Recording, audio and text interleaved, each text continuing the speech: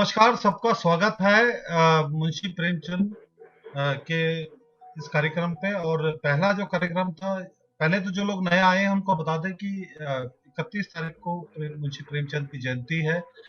तो इसीलिए हमने 3 कार्यक्रम रखे थे। पहला कार्यक्रम जो था वो था कलम का सिपाही, जिसमें मुंशी प्रेमचंद के बारे में अ, पता चला था हमें, उनका कैसा व्यक्तित्व था, बचपना कैसा था। हमने एक कहानी भी देखी थी चोरी, जो कहीं ना कहीं उनके बचपन से भी जुड़ी थी। और उसी को आगे करते हुए आज का जो कार्यक्रम है बहुत महत्वपूर्ण विषय पे है। वो है मुंशी प्रेमचंद के जो निबंध थे। और उनका निबंध की दुनिया भी बहुत बड़ी है। बहुत बड़ी इसलिए है क्योंकि बहुत सारे अलग अलग विषयों पे उन्होंने लिखा।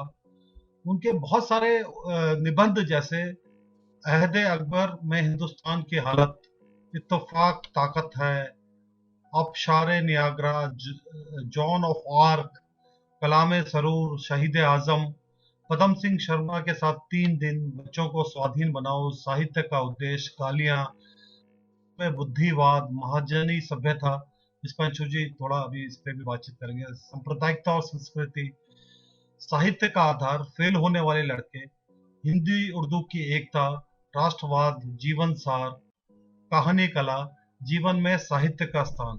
इस तरह से बहुत सारे उनके निबंध हैं। और भी बहुत सारे निबंध हैं। और उनकी बहुत बारीक और पैनी नजर थी, इसमें तो कोई शक ही नहीं कि आसपास के बहुत सारे विषयों पे, बहुत सारी समस्याओं पे तो एक अलग तरह के की उनकी पकड़ भी रही है उन सब विषयों पे। तो अभी हम लोग सबसे पहले इस कार्यक्रम को शुरुआत करते हैं। और हम लोग सबसे पहले एक बार मैं दोबारा बता दूं कि अभी हमारा जो अगला कार्यक्रम होगा उसमें हम प्रेमचंद की जो कहानियां हैं, जो 31 तारीख को कार्यक्रम होने जा रहा है, उसमें उनका मंचन करेंगे। हम उनकी कहानियों का मंचन करेंगे और वो प्रोग्राम में भी आप आए सबके सब। तो सबसे पहले अंशु जी हमारे बीच में मौजूद हैं, कवि हैं, समाज सेवी हैं और काफी सामाजिक मुद्दों पे बहुत ज्यादा एक्टिव रहते हैं। तो अंशु जी थोड़ा सा आप बताएं प्रेमचंद के थोड़ा निबंधों के बारे में भी, और खास तौर से किस निबंध को आप आज बात करना चाह रहे हैं जी। प्रेमचंद का जैसे आपने कहा कि रचना संसार, उसमें एक बहुत बड़ा हिस्सा उनके निबंधों का है। तो उनका रचना संसार बड़ा है, खासकर निबंधों का। और जो आप अभी रजनीश जी पढ़ के बता रहे थे कि विषयों की, तमाम तरह के विषयों पे उन्होंने लिखा है। और अगर आप देखिए तो प्रेमचंद जिस दौर भारत के लिए वो, तो पहली बात तो ये कि भारत की आजादी की लड़ाई चल रही थी। दूसरी बात ये कि बड़े पैमाने पे समाज सुधार की लड़ाई चल रही थी, जो पिछले 150 साल से चल रही थी। और वो कई जगह अपने निर्णायक जगहों पे पहुंचे, निर्णायक मुकाम पे पहुंचे कि सामाजिक बदलाव की भी एक मुहिम शुरू थी। बात की एक नए राष्ट्र का निर्माण हो रहा था। अगर हम इन बातों को ध्यान में रखें कि आजादी की लड़ाई चल रही थी, समाज सुधार की मुहिम चल रही थी, सामाजिक बदलाव के बड़े पैमाने पे प्रयत्न हो रहे थे और एक नए राष्ट्र का उदय होने वाला था, तो आपको प्रेमचंद या रविंद्रनाथ ठाकुर या ऐसे या गणेश शंकर विद्यार्थी, इस तरह के तमाम बुद्धिजीवियों की भूमिका और उनका जो लिखा हुआ है उसका रेफरेंस समझने में बहुत आसानी होगी। तो जब प्रेमचंद लिख रहे थे तो कथा सम्राट कहे जाते हैं, उपन्यास उन्होंने लिखे, कहानियां लिखी, नाटक लिखे। उसके अलावा उन्होंने दो चीजें और की। एक तो उन्होंने संपादन किया, यानी पत्रकारिता की। उस प्रक्रिया में उन्होंने बहुत सारे लेख भी लिखे। तो अगर आप देखेंगे जिस दौर का ये जिक्र हो रहा है, उस दौर में साहित्य और पत्रकारिता दो अलग अलग चीजें नहीं थी। साहित्य जिस प्रतिबद्धता और जिस ईमानदारी के साथ लिखा जा रहा था, पत्रकारिता भी उसी प्रतिबद्धता और ईमानदारी के साथ की जा रही थी। और कई बार ये होता था कि साहित्यकार और पत्रकार एक ही व्यक्ति हुआ करते थे, जैसे प्रेमचंद थे। पत्रकारिता एक मिशन का हिस्सा थी। आप देखेंगे कि आप गांधी जी को भी एक पत्रकार के तौर पे जान और समझ सकते हैं। आप प्रेमचंद को एक पत्रकार के तौर पे जान समझ सकते हैं। आप गणेश शंकर विद्यार्थी को एक पत्रकार के तौर पे समझ सकते हैं। तो एक वो जो दौर था, उसमें लोग ये सामाजिक बदलाव की मुहिम से जुड़े हुए थे। तो नया राष्ट्र कैसा होगा, उसके बुनियादी उसूल क्या होंगे, इसको बहुत अच्छे तरीके से, जो उनकी अपनी एक सरल सी भाषा शैली थी, प्रेमचंद ने ये बताया कि हमारा राष्ट्रवाद किस प्रकार का होगा। उन्होंने बहुत अच्छे तरीके से राष्ट्रीयता की पहली शर्त यह है कि ऊंच नीच और जात पात के भेद हटा दिए जाएं और धार्मिक पाखंड से पीछा छुड़ाया जाए। इसके बाद राष्ट्रीयता स्थापित हो सकती है। एक चीज को जिस विशेष निबंध का मैं जिक्र करूंगा और उस पे ये अंतिम दौर के उनके निबंधों में से है, वो है महाजनी सभ्यता।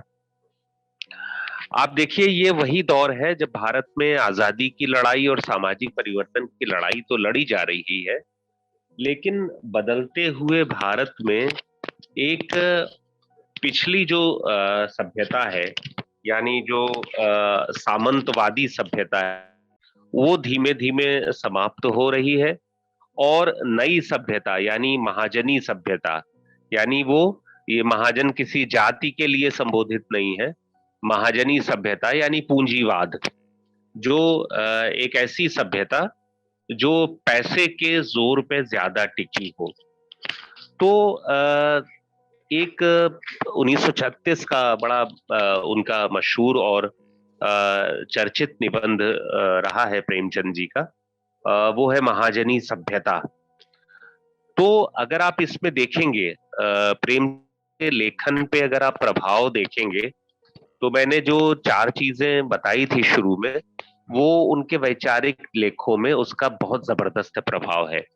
और आप देखेंगे तो अगर आप तीन चीजें इस रूप में देखना चाहें, तो एक बड़ा प्रभाव उनके ऊपर गांधी जी का है। दूसरा बड़ा प्रभाव समग्र तौर पे, और गांधी जी का केवल आजादी की लड़ाई की जो मुहिम चला रहे थे गांधी जी, उसका ही प्रभाव नहीं है, बल्कि गांधी जी जो समाज सुधार की मुहिम चला रहे थे, उसका भी बहुत बड़ा प्रभाव है। दूसरी बात कि प्रेमचंद के ऊपर आजादी की लड़ाई का एक समग्र प्रभाव है। और तीसरा एक बड़ा प्रभाव यह है कि सारी दुनिया में समाजवाद को लेके जो चर्चाएं चल रही थी, जो क्रांतियां हो रही थी, जो आंदोलन हो रहे थे, उसका प्रेमचंद के ऊपर बहुत जबरदस्त प्रभाव है। तो अगर आप इन तीनों प्रभावों को समग्रता में देखेंगे, तो आपको इस निबंध में देखने में आता है महाजनी सभ्यता, जिसका शीर्षक है। तो कैसे ये पूंजीवाद, कैपिटलिज्म जिसे इंग्लिश में कहते हैं, जिसे महाजनी सभ्यता कहते हैं, प्रेमचंद, वो हमारी जिंदगी को प्रभावित कर रहा है।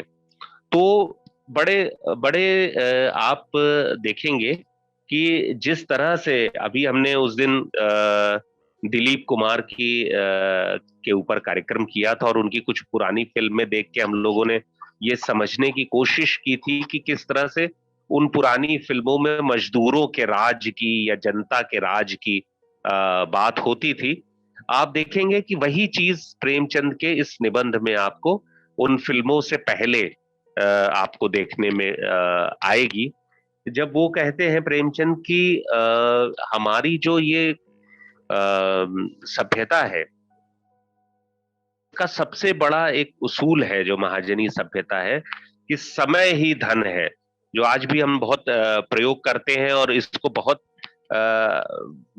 किसी सफल इंसान का का एक बहुत जरूरी मंत्र समझते हैं कि टाइम इज मनी। जो भी सफल होना चाहता है उसको टाइम इज मनी, समय को धन के तौर पे देखना पड़ेगा।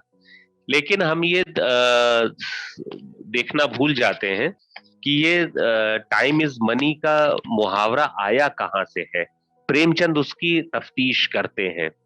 ये टाइम इज मनी का मुहावरा आया है पूंजीवाद के जन्म से, और जिसका मतलब होता है कि जब पूंजीपतियों ने, जो बड़े सरमाएदार थे, जिनके पास बड़ा पैसा था, उन लोगों ने मजदूरों के समय को ही, जो अतिरिक्त समय था, उसको ही पूंजी में और पैसे में बदलना शुरू किया। तो इस पे बड़ी महीन पकड़ है प्रेमचंद की। वो ये कह रहे हैं कि टाइम इज मनी कोई पर्सनल व्यवहार से संबंधित कोई आ, आ, मंत्र नहीं है, बल्कि ये पूंजीवाद का मंत्र है। और इसका मतलब ये है कि हम कैसे वक्त को पैसे में तब्दील करते हैं। और दूसरा मंत्र वो कहते हैं पूंजीवाद का ये है कि बिजनेस इज बिजनेस। मतलब जब आप बिजनेस कर रहे हो, जब आप पैसे का लेन देन कर रहे हो, जब आप अपने पैसे को बहुत तेजी से बढ़ाना चाह रहे हो, तब आपको रिश्ते, नाते, संवेदना, राष्ट्र, समाज, भाईचारा, किसी को भी सामने नहीं देखना है, केवल अपने पैसे के बारे में सोचना है।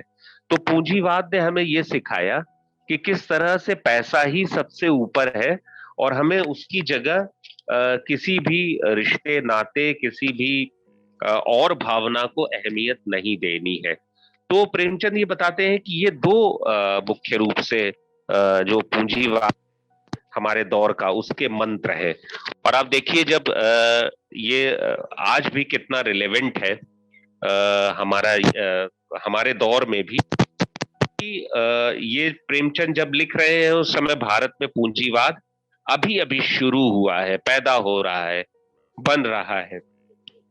और आज जब विकसित हो चुका है, हमारे देश में भी बड़े पैमाने पे बड़े पूंजीपति हैं, बड़े पैमाने पर फाइनेंशियल कैपिटल है, बड़े पैमाने पे हमारे देश की कंपनियां दूसरे देशों में धन लगा रही हैं। तो ऐसे दौर में ये समाज पैसे से कितना प्रभावित हो गया है। और ये हम इस रूप में, अगर हम इस महाजनी सभ्यता इस निबंध को देखें, तो ये 1936 का ये निबंध आज भी हमारे लिए रिलेवेंट है। हम आज देख रहे हैं कि पैसे की दौड़ में सामाजिक रिश्ते, प्रकृति के साथ हमारे रिश्ते और सामाजिक हमारे रिश्ते किस तरह से छिन्न भिन्न हो रहे हैं, और सब कुछ हमारे समाज में सफलता के लिए पैसा ही एकमात्र शर्त बन गया है। तो हम लोगों को इसको बहुत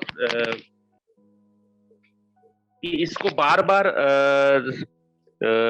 इस रूप में इसको रीड करने की जरूरत है, इस निबंध को, जो कि कार्ल मार्क्स और फ्रेडरिक एंगेल्स की किताब अगर आप पढ़ें, कम्युनिस्ट घोषणा पत्र, तो उसमें एक बड़ी खूबसूरत बात है। आप देखिएगा कि प्रेमचंद के ऊपर बड़ा मिक्स किस्म का प्रभाव है। वो गांधी जी से भी प्रभावित हैं, वो नेहरू जी से भी प्रभावित हैं, वो आजादी की लड़ाई से भी प्रभावित हैं, और साथ साथ में वो सोवियत रूस में जो प्रयोग चल रहा है उससे भी प्रभावित है। और सोवियत रूस में जो प्रयोग चल रहा है उससे नेहरू भी प्रभावित है, रविंद्रनाथ टैगोर भी प्रभावित है, उससे प्रेमचंद भी प्रभावित है, जो कि बराबरी का प्रयोग हो रहा है।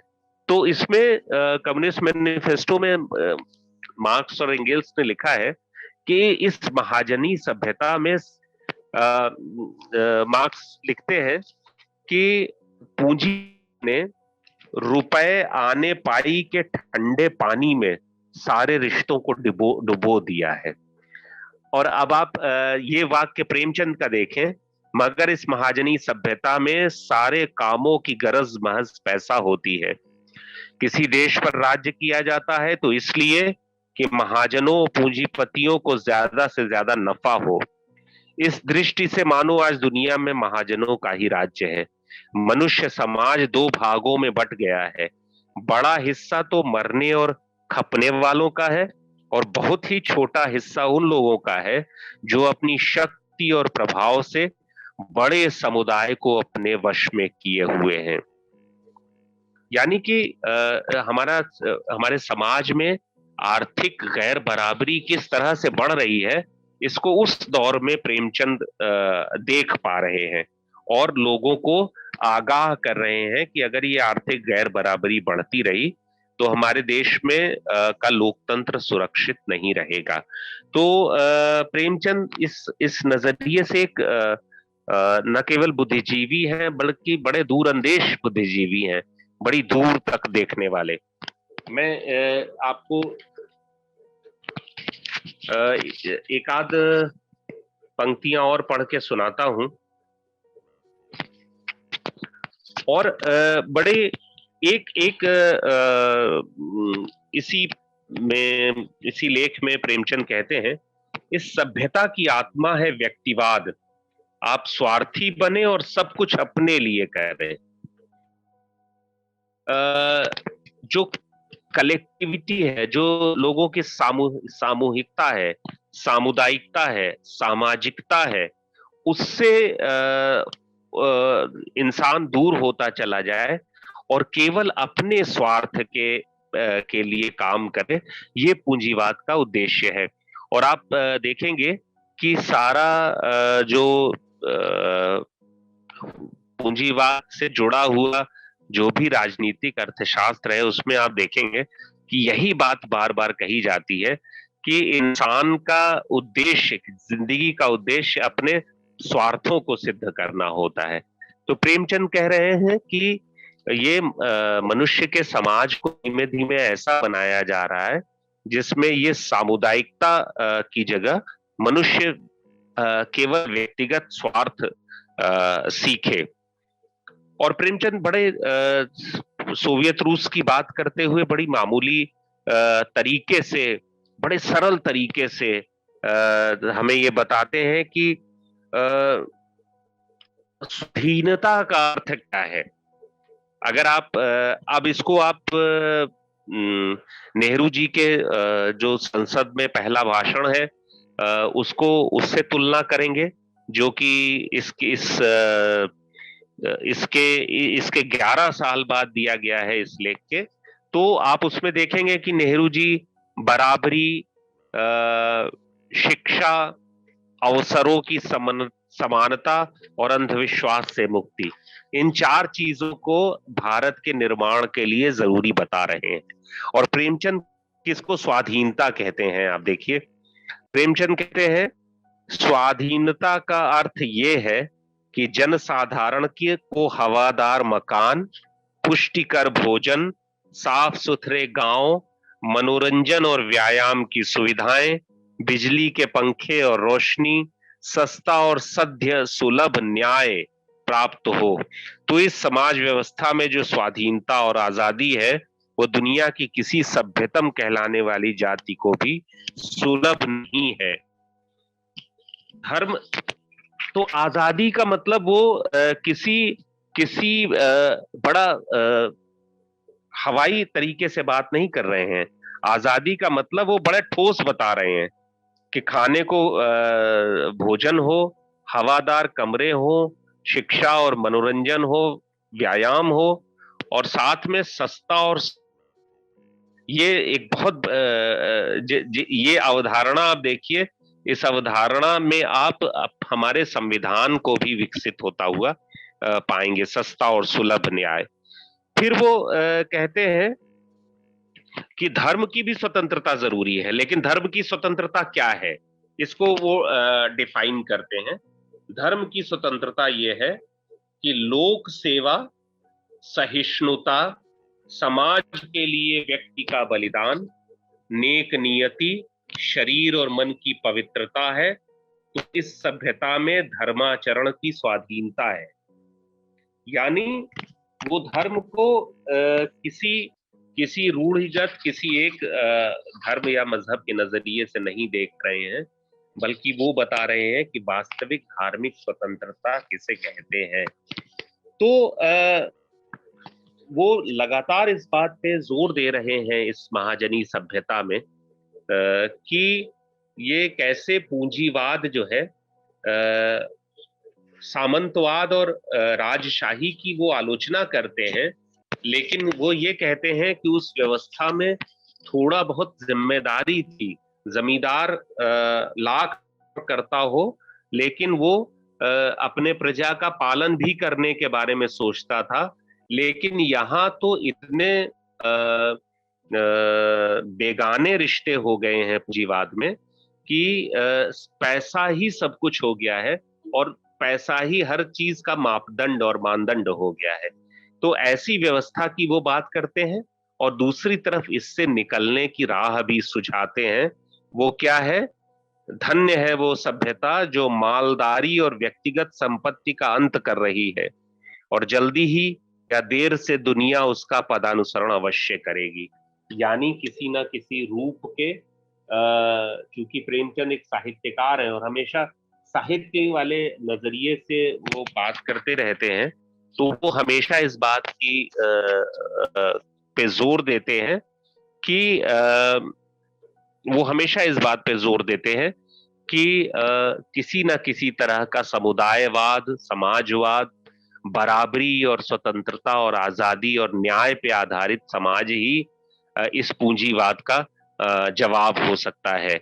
इसको मुझे लगता है कि इस लेख को बार बार पढ़े जाने की जरूरत है और नए सिरे से इंटरप्रेट करने की जरूरत है। ये लेख प्रेमचंद का आज भी हमारे लिए बहुत रिलेवेंट है, जबकि सारी दुनिया और हमारे देश में भी बड़े पैमाने पर पूंजी का बोलबाला होता जा रहा है और बड़े बड़े पैमाने पर गैर बराबरी बढ़ रही है। तो प्रेमचंद इस गैर बराबरी को कैसे डिफाइन करते हैं अपने खास अंदाज में, ये इस लेख को पढ़ के मालूम किया जा सकता है। जी शुक्रिया। जी जी, बहुत बहुत धन्यवाद। और बहुत सारे लेख हैं, बहुत सारी चर्चा हो सकती है अभी भी, क्योंकि एक लेख तो ये था कि राष्ट्रवाद इस युग का कोड है, एक आर्टिकल था उनका जनसत्ता में, ये था, उसकी भी कुछ लाइनें मैं पढ़ूंगा बाद में। और साथ में हिंदी और उर्दू का उस वक्त जो एक मसला था, और कैसे उनका ये मानना था कि दो कम्युनिटीज कैसे भाषा की लड़ाई में भाषा को ये अब अलग अलग कर रही है, उनको तोड़ रही है भाषा को, जबकि वो भाषा का बेस एक है। इससे पहले हम लोग एक थोड़ा वीडियो देखते हैं, इसमें मुंशी प्रेमचंद के विचार बच्चों को लेके और शिक्षा को लेके कुछ विचार इसमें आएंगे। उसके निबंध के आधार पे ही आदिल ने एक वीडियो बनाई है, पहले वो वीडियो देखते हैं फिर उस पर चर्चा करेंगे।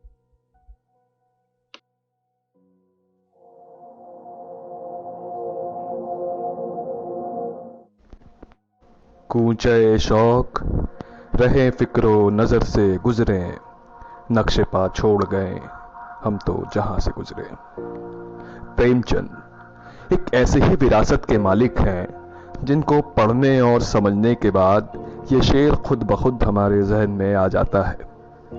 बंगाल के मशहूर अदीब शरद चंद्र चट्टोपाध्याय ने आपको अदब का बेताज बादशाह के खिताब से शायद इसीलिए नवाजा होगा क्योंकि आपसे पहले शायद ही कोई अफसाना निगार आया होगा जिसने अपने अफसानों में समाज के बुराइयों और दमन को इस तरह से दर्शाया जिस तरह से आपने दर्शाया है। हालांकि प्रेमचंद को हिंदी और उर्दू दोनों अदबों में ख्याति प्राप्त है, लेकिन हिंदी अदब में आज भी सबसे ज्यादा पढ़े जाने वाले रचनाकार प्रेमचंद ही हैं, जिनका इकबाल आज भी बुलंद है और जिंदा कहानियों के रचयिता के तौर पे आने वाली कई पीढ़ियों तक रहेगा। किस्से, कहानियों और उपन्यासों के साथ साथ उन्होंने सामाजिक सरोकार और सामाजिक बदलाव के मुद्दे पर भी अपने विचार रखे हैं, जो उनके निबंधों के रूप में आज भी हमारे बीच मौजूद हैं। प्रेमचंद से पहले एआरी, तिलिस्म, जादुई और काल्पनिक उपन्यास लिखने का चलन था। लेकिन प्रेमचंद ने साहित्य और सामाजिक मुद्दों से जोड़ा।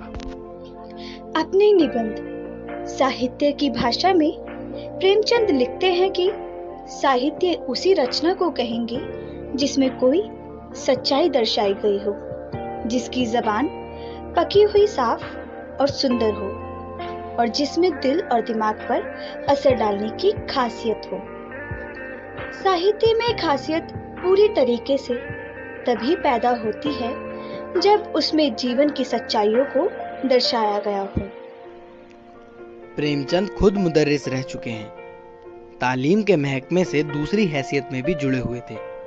मास्टर, हेडमास्टर और स्कूल इंस्पेक्टर रहकर उन्होंने बुनियादी और रस्मी तालीम को उसके अलग अलग पहलू से समझा था, लेकिन वह इस तालीम के मुरीद ना हो सके।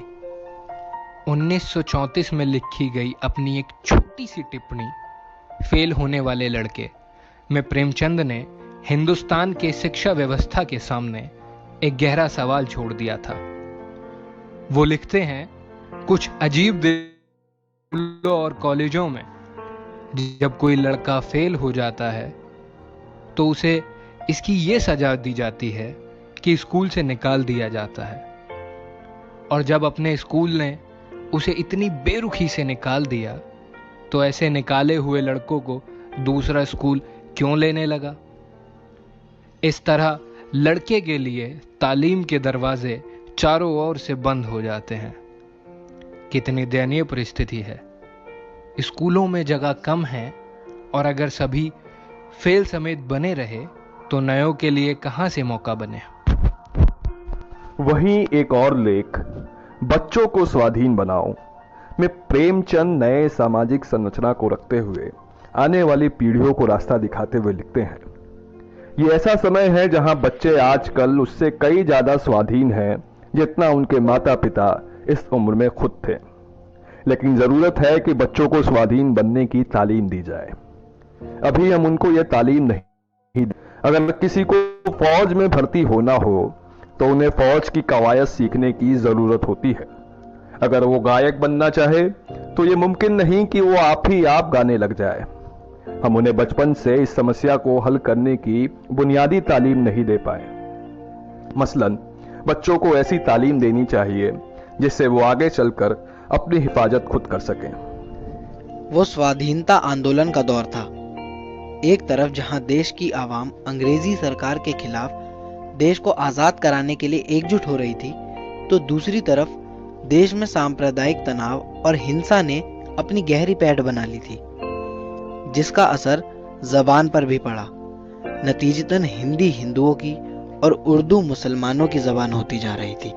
वही प्रेमचंद अपने लेख उर्दू हिंदी की एकता में इस भेद को पाटते हुए लिखते हैं, जबानों की तरक्की में हमारी तहजीब की छाप होती है और जहां तहजीब में भेद होगा वहां जबान में भेद होना लाजमी है। आज हिंदुस्तान के 15-16 करोड़ लोगों के सभ्य व्यवहार और साहित्य की यही भाषा है। हाँ, ये लिखी जाती है 2 लिपियों में और उसी एतबार से हम उसे हिंदी या उर्दू कहते हैं, पर है एक ही। आज जो हिंदी को इतने कम समय में ख्याति प्राप्त हुई है उसका श्रेय मुसलमानों को ही जाता है।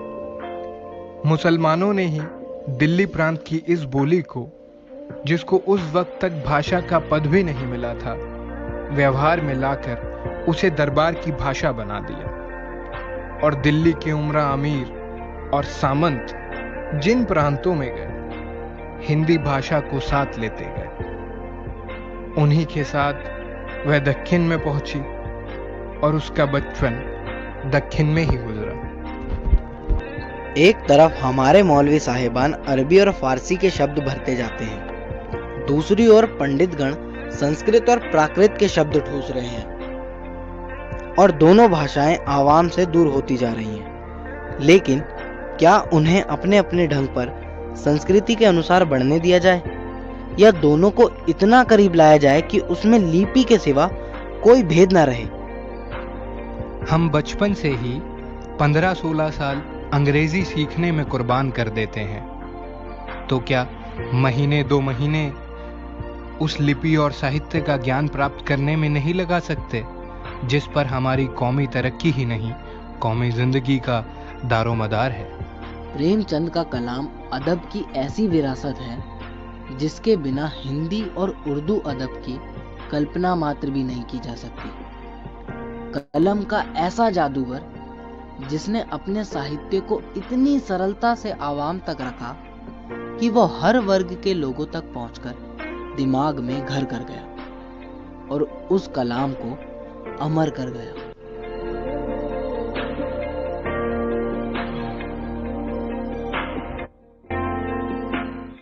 बहुत खूबसूरत वीडियो बनाई इस टीम ने पूरी। अब एक शाहीन ने वीडियो बनाई है और वो प्रेमचंद के निबंध, खासतौर से जो स्त्रियों पे उनके क्या विचार थे उसमें आपको पता चलेंगे। तो थोड़ा सा वो वीडियो देखते हैं, फिर उस वीडियो पर थोड़ा चर्चा करेंगे। यूं तो भारतीय नारी सदा कुलदेवी समझी गई है और उसे समाज में पुरुषों से ऊंचा दर्जा हासिल है, किंतु कई कारणों से उसका स्थान गौण हो गया था। वो मंदबुद्धिता जिसने एक ओर पराधीनता की बेड़ी पांव में डाली तो दूसरी ओर नारी जाति पर मनमाने अत्याचार करती गई। ऊंच नीच का ऐसा संक्रामक रोग फैला कि उसने समाज को ही छिन्न भिन्न कर दिया, बल्कि स्त्री पुरुष में भेद भी डाल दिया।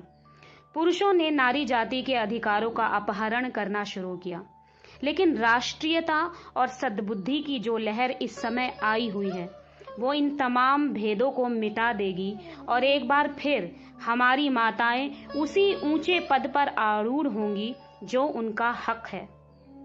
भारत अपनी माताओं का सदैव भक्त रहा है। मातृ पूजा उसके धर्म का एक मुख्य अंग है। क्या आज अपनी माताओं द्वारा विजयी होकर वो नारी जाति के अधिकारों को स्वीकार ना करेगा? भारत के पतन काल में जब पुरुषों को अपने ही ऊपर विश्वास न था, वो स्त्रियों पर क्या विश्वास करते? पर इस 1 वर्ष के सत्याग्रह संग्राम ने सिद्ध कर दिया कि भारत की देवियां अब भी धर्म और कर्तव्य की वेदी पर अपने को होम कर सकती है। यदि पुरुषों को अब भी उन पर शासन करने का उन्माद हो तो उसे जल्दी दूर कर देना चाहिए, क्योंकि वो चाहे या ना चाहे देवियां अपना हक लेकर ही रहेंगी। उन्हें हर एक विषय में पुरुषों के समान अधिकार होना चाहिए और इसका फैसला देवियों ही पर छोड़ देना चाहिए कि वे अपने हितार्थ जो स्वत्व चाहे ले लें। हमारे ख्याल में इन विषयों पर नारियों को असंतोष है और इस असंतोष को देवियों के इच्छा अनुसार ही शमन करना पड़ेगा। एक विवाह का नियम स्त्री पुरुष दोनों के लिए ही समान रूप से लागू हो। कोई पुरुष पत्नी के जीवन काल में दूसरा विवाह न कर सके। दूसरा, पुरुष की संपत्ति पर पत्नी का पूरा अधिकार हो, वह उससे जो चाहे वो कर सके। तीसरा, पिता की संपत्ति पर पुत्र और पुत्रियों दोनों का समान अधिकार हो। चौथा, तलाक का कानून जारी किया जाए और वो स्त्री और पुरुष दोनों के लिए ही समान हो। पांचवा, तलाक के समय स्त्री पुरुष की आधी संपत्ति पाए और यदि मौरूसी जायदाद हो तो वह उसका एक अंश पाए। जैसा कि प्रेमचंद के लिखे इस निबंध में जाहिर है, उन्होंने न सिर्फ औरत की बेबसी और मजबूरी को अपनी रचनाओं में उजागर किया, बल्कि औरत को मर्द के बराबर अधिकार देने की बात भी की। प्रेमचंद की रचनाओं में नारी पात्र दीन दुखी तो है, पर वो सशक्त भी है। वो अपने साथ हो रही बेइंसाफी और अजियत की मुखालिफत भी करती है। प्रेमचंद जी के 2 दर्जन से ज्यादा उपन्यासों में से निर्मला, मंगलसूत्र, कर्मभूमि, प्रतिज्ञा, ये तो ऐसे उपन्यास हैं जो पूरी तरह नारी चरित्र पर ही केंद्रित रहे हैं। तो बाकी भी जो उपन्यास रहे हैं उनमें भी स्त्री चरित्र को पुरुष के बराबर ही प्रस्तुत किया गया है। प्रेमचंद की सैकड़ों कहानियों में से जो बहुत प्रसिद्ध कथाएं रही हैं, वे अपने प्रमुख नारी चरित्र के कारण ही जानी जाती हैं, जिनमें से ठाकुर का कुआं, पूस की रात, बड़े घर की बेटी, बूढ़ी काकी, दूध का दाम, कफन आदि ज्यादा प्रसिद्ध हैं। उनके साहित्य में प्रस्तुत नारी छवि को देख ऐसा जान पड़ता है कि मानो समाज में मानवोचित गुणों की वाहक मात्र नारी ही है। और जो पुरुष मानवीय गुणों से संपन्न है वह भी नारी के प्रभाव में आकर ही मानवीयता से संपन्न हुए हैं। आज हमारा हिंदुस्तानी माशरा औरत को मजबूत बनाने के लिए जिस इनकलाबी दौर से गुजर रहा है, उस औरत को तो प्रेमचंद बहुत पहले ही ताकतवर और हिम्मतवर साबित कर चुके हैं। प्रेमचंद के साहित्य की स्त्री सशक्त है। वो बिगाड़ के डर से ईमान की बात करने से नहीं चूकती। वो कर्म भूमि में उतरकर आदमी के कंधे से कंधा मिलाकर देश की आजादी के लिए जद्दोजहद करती है, लड़ती है। उसे गबन कर लाए पैसों से अपने पति से मिला चंद्रहार कबूल नहीं है। वो एक गरीब किसान के दुख दर्द की सहभागी भी है। वो बड़े घर की बेटी भी है और पुरुष वर्चस्व वाले परिवार में मानो अकेली मानवीय मूल्यों से संयुक्त है। वो मजबूरियों में पड़े अपने परिवार के लिए समाज के सामंत वर्ग से बिना डरे ठाकुर के कुएं पे जाकर लोहा लेती है और मौजूदा सूरत हाल को चुनौती भी देती है। प्रेमचंद के साहित्य को पढ़कर लगता है कि मानो औरत माशरे के मरकसी धारा की नुमाइंदगी कर रही है और मर्द हाशिए पर फेंक दिए गए हैं। तभी तो वो अपने कालजयी उपन्यास गोदान में लिखते हैं कि जिसका तसव्वुर भी उस दौर में गुनाहे अजीम था। जब पुरुष में नारी के गुण आ जाते हैं तो वो महात्मा बन जाता है, और अगर नारी में पुरुष के गुण आ जाए तो वो उल्टा बन जाती है।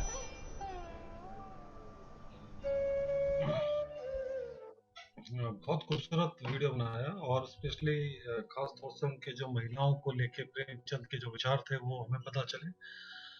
और अगर हम प्रेमचंद के निबंध पढ़ें ध्यान से, अभी अंशु जी से भी बात करेंगे इस बात पे, तो आज जो हम समस्याएं देख रहे हैं इस देश में, वो सब कहीं ना कहीं उस वक्त भी थी, और समस्याएं शायद पनप रही थी या एक रूप ले रही थी।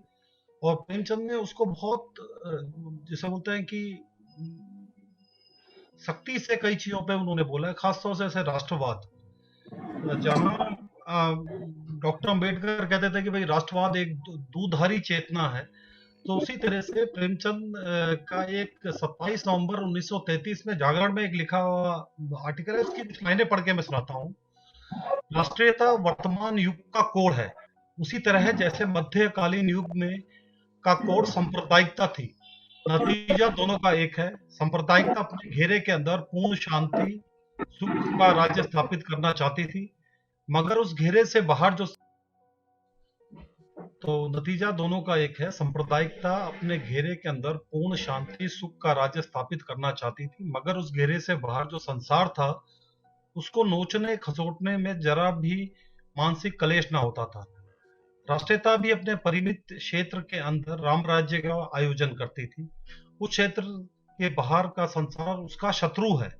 सारा संसार ऐसे ही राष्ट्रों या गिरोहों में बटा हुआ है, और सभी एक दूसरे को हिंसात्मक संदेह की दृष्टि से देखते हैं, और जब तक इसका अंत ना होगा संसार में शांति होना असंभव है।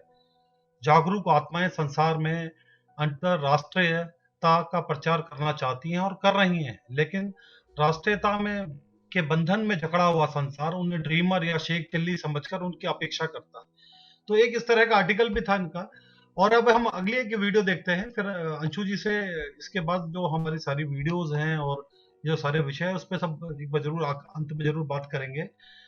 तो एक अगला हम वीडियो देखते हैं, ये भी कहीं राष्ट्रीयता को छूता है, अति राष्ट्रवाद को कहीं छूता है ये सब्जेक्ट। हाँ दीपक चलाइएगा, शुरू से चलाइएगा।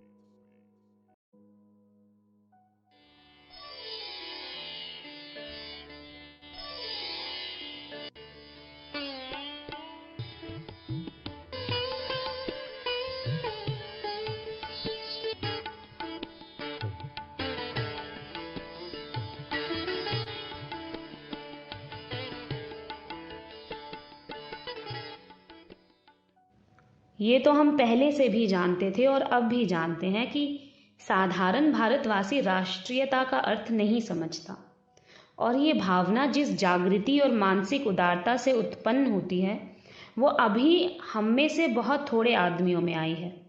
लेकिन इतना ज़रूर समझते थे कि जो पत्रों के संपादक हैं राष्ट्रीयता पर लंबे लंबे लेख लिखते हैं और राष्ट्रीयता की वेदी पर बलिदान होने वालों की तारीफों के पुल बांधते हैं। लेकिन अभी हाल ही में भारत में एक लेख देखकर हमारी आंखें खुल गई और ये अप्रिय अनुभव हुआ कि हम अभी तक केवल मुंह से राष्ट्र राष्ट्र का गुल मचाते हैं। हमारे दिलों में अभी भी वही जाति भेद का अंधकार छाया हुआ है और ये कौन नहीं जानता कि जाति भेद और राष्ट्रीयता दोनों में अमृत और विष का अंतर है। ये लेख इन्हीं निर्मल महाशय का है और यदि ये वही निर्मल है जिन्हें श्रीयुत ज्योति प्रसाद जी निर्मल के नाम से हम जानते हैं तो वो शायद ब्राह्मण है। हम अब तक उन्हें राष्ट्रवादी समझते थे, पर भारत ने उनका ये लेख देखकर हमारा विचार बदल गया, जिसका हमें दुख है।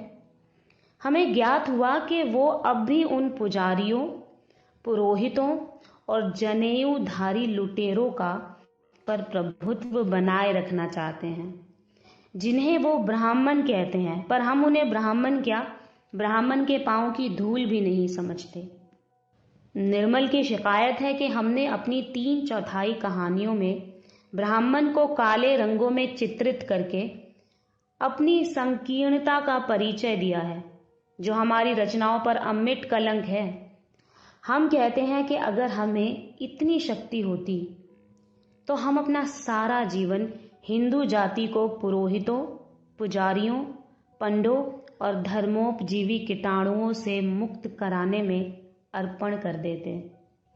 हिंदू जाति का सबसे घृणित कोढ़, सबसे लज्जाजनक कलंक यही टकेपंथी दल है, जो एक विशाल जोंक की भांति उसका खून चूस रहा है और हमारी राष्ट्रीयता के मार्ग में यही सबसे बड़ी बाधा है। राष्ट्रीयता की पहली शर्त है समाज में साम्य भाव का दृढ़ होना। इसके बिना राष्ट्रीयता की कल्पना ही नहीं की जा सकती। जब तक यहाँ एक दल समाज की भक्ति, श्रद्धा, ज्ञान और अंधविश्वास से अपना उल्लू सीधा करने के लिए बना रहेगा, तब तक हिंदू समाज कभी सचेत ना होगा। और ये दल 10-5 लाख व्यक्तियों का नहीं है, असंख्य है। उसका उद्यम यही है कि वो हिंदू जाति को अज्ञान की बेड़ियों में जकड़े रखे, जिसमें वो जरा भी चूं ना कर सके। मानो आसुरी शक्तियों ने अंधकार और अज्ञान का प्रचार करने के लिए स्वयं सेवकों की ये अनगिनत सेना नियत कर रखी है। अगर हिंदू समाज को पृथ्वी से मिट नहीं जाना है तो उसे इस अंधकार शासन को मिटाना होगा। हम नहीं समझते आज कोई भी विचारवान हिंदू ऐसा है जो इस टकेपंथी दल को चिरायु देखना चाहता हो, सिवाय उन लोगों के जो स्वयं उस दल में हैं और चखौतियां कर रहे हैं। निर्मल खुद शायद उसी टकेपंथी समाज के चौधरी हैं, वरना उन्हें टकेपंथियों के प्रति वकालत करने की क्या जरूरत होती। वो और उनके समान विचार वाले उनके अन्य भाई शायद आज भी हिंदू समाज को अंधविश्वास से निकलने नहीं देना चाहते। वो राष्ट्रीयता की हाँक लगाकर भी भावी हिंदू समाज को पुरोहितों और पुजारियों ही का शिकार बनाए रखना चाहते हैं। मगर हम उन्हें विश्वास दिलाते हैं कि हिंदू समाज उनके प्रयत्नों और सिर तोड़ कोशिशों के बावजूद अब आंखें खोलने लगा है। और इसका प्रत्यक्ष प्रमाण ये है कि जिन कहानियों को निर्मल जी ब्राह्मण द्रोही बताते हैं वो सब उन्हीं पत्रिकाओं में छपी थी जिनके संपादक स्वयं ब्राह्मण थे। मालूम नहीं निर्मल जी वर्तमान के संपादक श्री रमाशंकर अवस्थी, सरस्वती के संपादक श्री देवी शुक्लदत्त, माधुरी के संपादक श्री रूप नारायण पांडे, विशाल भारत के संपादक श्री बनारसी लाल चतुर्वेदी आदि सज्जनों को ब्राह्मण समझते हैं या नहीं। पर इन सज्जनों ने उन कहानियों को छापते समय जरा भी आपत्ति न की थी। वे उन कहानियों को आपत्तिजनक समझते तो कदापि ना छापते। हम उनका गला तो ना दबा सकते थे। मुरव्वत में पढ़कर भी आदमी अपने धार्मिक विश्वास को त्याग तो नहीं देता। ये कहानियां उन महानुभावों ने इसलिए छापी कि वे भी हिंदू समाज को टकेपंथियों के जाल से निकालना चाहते हैं। वे ब्राह्मण होते हुए भी इस ब्राह्मण जाति को बदनाम करने वाले जीवों का समाज पर प्रभुत्व नहीं चाहते। हमारा ख्याल है कि टके पंथियों से जितनी लज्जा उन्हें आती होगी उतनी दूसरे किसी समुदाय को नहीं आ सकती, क्योंकि ये धर्मोपजीवी दल अपने को ब्राह्मण कहता है। हम कायस्थ कुल में उत्पन्न हुए हैं और अभी तक उस संस्कार को नहीं मिटा सकने के कारण किसी कायस्थ को चोरी करते या रिश्वत लेते देखकर लज्जित होते हैं। ब्राह्मण क्या इसे पसंद कर सकता है कि उसी समुदाय के असंख्य प्राणी भीख मांगकर भोले भाले हिंदुओं को ठग कर बात बात में पैसे वसूल करके अपने धर्मात्मापन का ढोंग करते फिरें? ये जीवन व्यवसाय उन्हीं को पसंद आ सकता है जो, और वो भी उसी वक्त तक जब तक कि उनकी अंध स्वार्थ भावना प्रचंड है और भीतर की आंखें बंद है। आंखें खुलते ही वो उस व्यवसाय और उस जीवन से घृणा करने लगेंगे। हम ऐसे सज्जनों को जानते हैं जो पुरोहित कुल में पैदा हुए, पर शिक्षा प्राप्त कर लेने के बाद उन्हें वो टका पंथपन इतना जघन्य जान पड़ा कि उन्होंने लाखों रुपए माल की आमदनी पर लात मारकर स्कूल में अध्यापक होना स्वीकार कर लिया।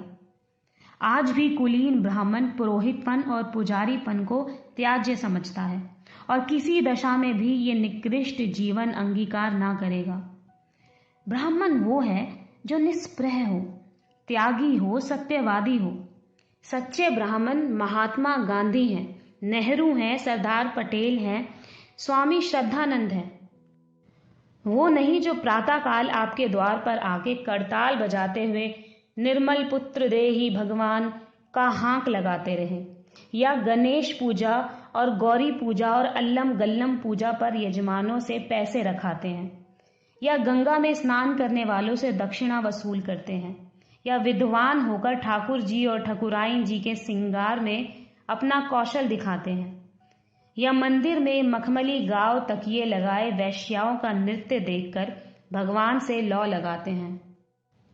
हिंदू बालक जब से धरती पर आता है और जब तक धरती से प्रस्थान नहीं कर जाता, इसी अंधविश्वास और अज्ञान के चक्कर में सम्मोहित पड़ा रहता है और नाना प्रकार के दृष्टांतों से, मनगढ़ंत किस्से कहानियों से, पुण्य और धर्म के गोरख धंधों से, स्वर्ग और नर्क की मिथ्या कल्पनाओं से वो उपजूबी दल उनकी सम्मोहनावस्था को बनाए रखता है। और उनकी वकालत करते हैं हमारे कुशल पत्रकार निर्मल जी, जो राष्ट्रवादी हैं। राष्ट्रवाद ऐसे उपजीवी समाज को घातक समझता है और समाजवाद में तो उसके लिए स्थान ही नहीं है। और हम जिस राष्ट्रीयता का स्वप्न देख रहे हैं उसमें तो जन्मगत वर्णों की गंध तक ना होगी। वो हमारे श्रमिकों और किसानों का साम्राज्य होगा, जिसमें ना कोई ब्राह्मण होगा, ना हरिजन, ना कायस्थ, ना क्षत्रिय। उसमें सभी भारतवासी होंगे, सभी ब्राह्मण होंगे या सभी हरिजन होंगे।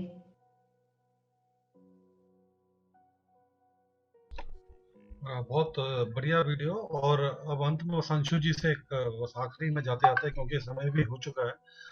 अंशु जी, इतने सारे निबंध और इतने सारे अलग अलग विषयों पे मुंशी प्रेमचंद ने बहुत कुछ लिखा है और आपने तो वीडियोस भी देखे अभी बहुत सारे।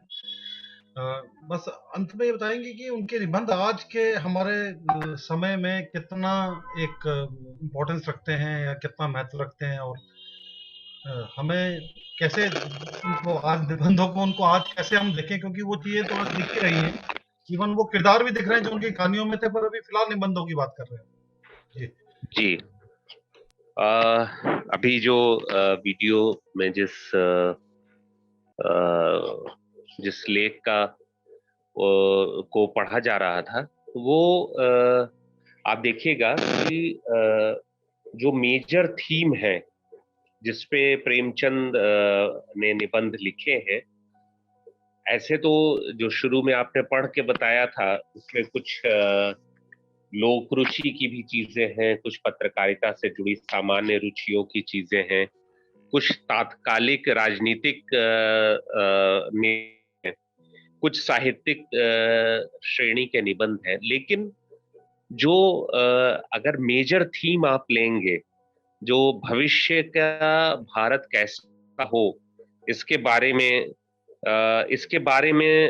जिसमें वो चिंतन करते हैं, सोचते हैं, वो एक तो कि ये भारत का समाज कैसा होगा, उसका ये एक बराबरी पे आधारित समाज होगा, जिसमें आर्थिक बराबरी ही नहीं होगी बल्कि जात पात का खात्मा होगा, औरतें बराबर होंगी, किसी भी तरीके का अंधविश्वास और गलत विचार नहीं होंगे। ये नया भारत धर्मनिरपेक्ष भारत होगा, सर्वधर्म संभाव का भारत होगा।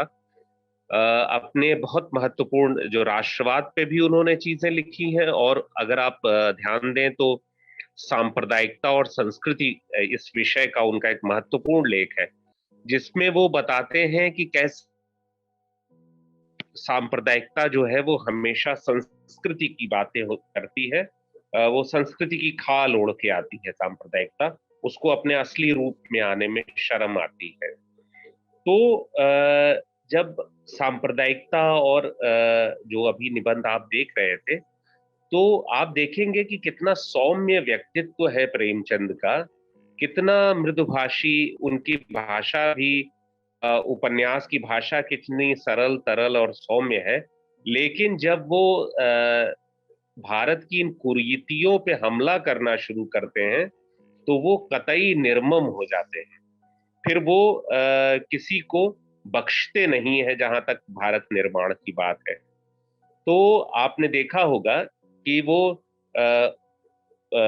जो गलत लोग हैं जो भारत को अंधविश्वास और सांप्रदायिकता और रूढ़िवाद के गर्त में गिराना चाहते हैं, उनको वो एकदम सीधे टकराते हैं उनसे और उसी भाषा में बात करते हैं। तो ये एक अद्भुत रंग है प्रेमचंद का, जो उनके निबंधों में देखने में आता है। और हम लोग अगर देखें तो दौर में जो निबंध आज भी जिनका उल्लेख हुआ है, एक तो गैर बराबरी जिस तेजी से बढ़ रही है हमारे समाज में, और दूसरे सामाजिक रूढ़ियां और सांप्रदायिकता जिस रूप में बढ़ रही है राष्ट्रवाद के नाम पे। तो जो राष्ट्रवाद को लेके उनका चिंतन है प्रेमचंद का, वो बहुत रिलेवेंट है, और हमें बार बार उनके पास से गुजरने की, उनके पास बैठने की जरूरत है कि आज भी हम देख रहे हैं कि राष्ट्रवाद के नाम पे संकीर्ण सांप्रदायिकता फैलाई जा रही है। लेकिन हम लोग ये कोशिश करते हैं कि हम लोग इन लोगों को, जो हमारे भारत के मनीषी हैं, चाहे वो अब आप देखेंगे कि चाहे वो विवेकानंद जी हों, चाहे गुरुदेव रविन्द्रनाथ ठाकुर हों, चाहे बाबा साहब अम्बेडकर हों, चाहे गांधी जी हों, चाहे प्रेमचंद हों, आप देखेंगे कि उन्होंने राष्ट्रवाद की एक नई परिभाषा दी है। उनके हिसाब से राष्ट्रवाद किसी धर्म से जुड़ा हुआ नहीं है। राष्ट्रवाद का मतलब एक ऐसे समाज का निर्माण है जो रंगों पे, जातियों पे, धार्मिक संकीर्णता पे, जेंडरगत भेदभाव पे, इस सब पे आश्रित नहीं होगा। राष्ट्रवाद का मतलब है जहां सामाजिक बराबरी हो, जहां आर्थिक बराबरी हो, जहां वैचारिक बराबरी हो, जहां धार्मिक स्वतंत्रता हो, वो राष्ट्रवाद होगा। तो आप देखेंगे कि राष्ट्रवाद को बहुत व्यापक तरीके से परिभाषित किया है इन सारे मनीषियों ने हमारे। और आप देखेंगे कि यही स्ट्रीम आपको मौलाना आजाद और खान अब्दुल गफ्फार खां में मिलेगी, यही आपको प्रेमचंद तक में आपको ले आएगी। तो जो राष्ट्रवाद पे उनका चिंतन है वो आजकल खासकर रिलेवेंट हो गया है, क्योंकि राष्ट्रवाद के नाम पे हमें बहुत सारी दूसरी और चीजें परोसी जा रही हैं। तो हम प्रेमचंद के पास बैठ के सीख सकते हैं कि वास्तविक राष्ट्रवाद, जनता का राष्ट्रवाद क्या हो सकता है। जी बहुत बहुत शुक्रिया। बहुत बहुत धन्यवाद अंशु जी। और बस इस कार्यक्रम को यहीं पे खत्म करते हैं, लेकिन इससे पहले हम थोड़ा सा हमारे टीम के कोई मेंबर्स हैं और खासतौर से जो यंग मेंबर्स हैं, शाहीन, आदिल या नेहा या और भी कई मेंबर्स हैं, ऋषभ त्यागी, कोई भी अगर कुछ बोलना चाहे, इन्होंने क्योंकि की थी, बहुत सारे आर्टिकल पढ़े और प्रेजेंटेशन को तैयार किया, तो उनको क्या महसूस हुआ पढ़ते हुए, और कौन कौन से, क्योंकि जब हम लोग इस पे काम कर रहे थे तो हमें लग रहा था कि ये जरूर रहना चाहिए, ये तो रहना ही चाहिए और ये तो होना ही चाहिए। तो इसका उस पे भी हम थोड़ा चर्चा करें। एक बार शाहीन, कुछ कहना है आपको? हाँ जी, हाँ जी।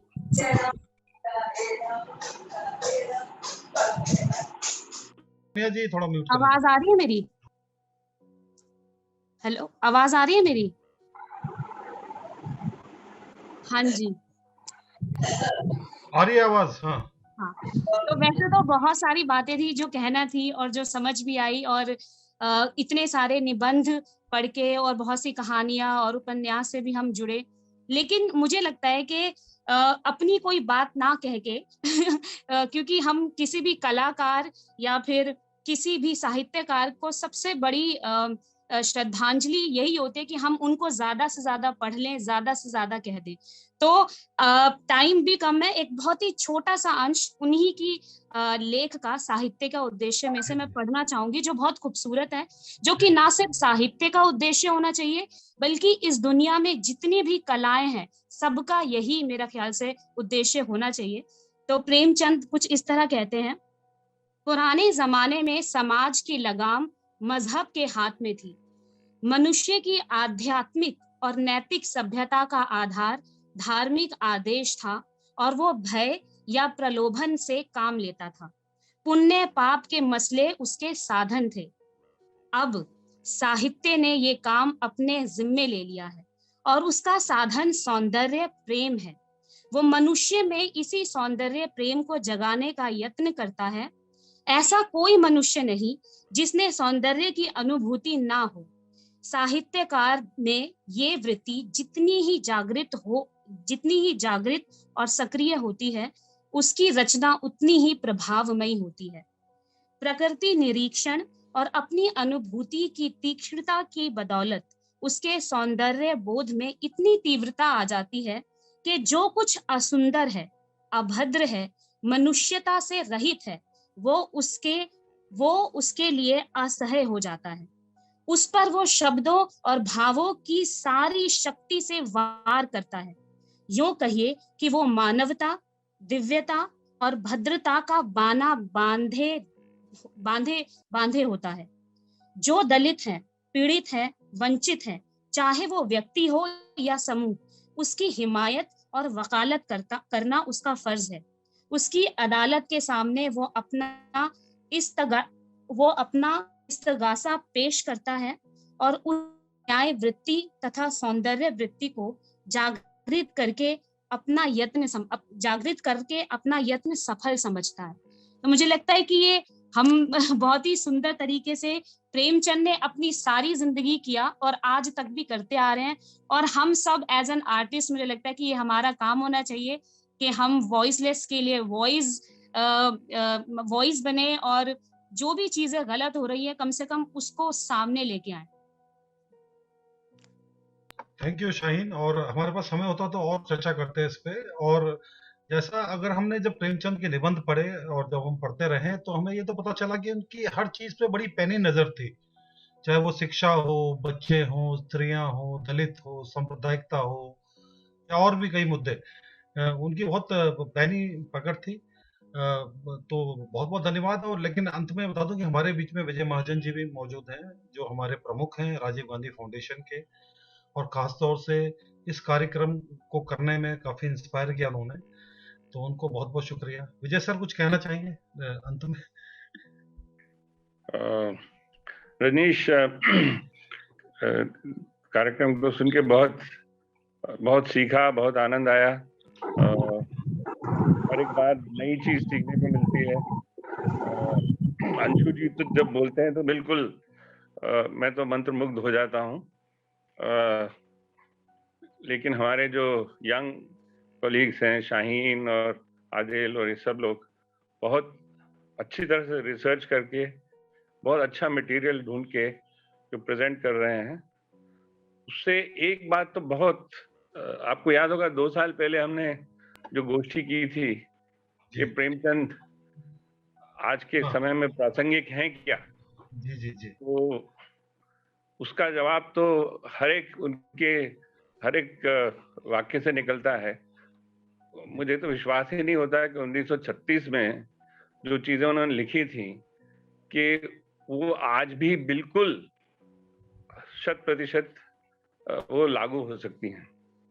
और इतना जो प्रेमचंद को हम केवल एक कहानीकार के रूप में लेमैन की तरह हम लोग समझते थे, लेकिन उनकी जो नए भारत को बनाने की जो सोच थी, जो उनके निबंधों में और में काफी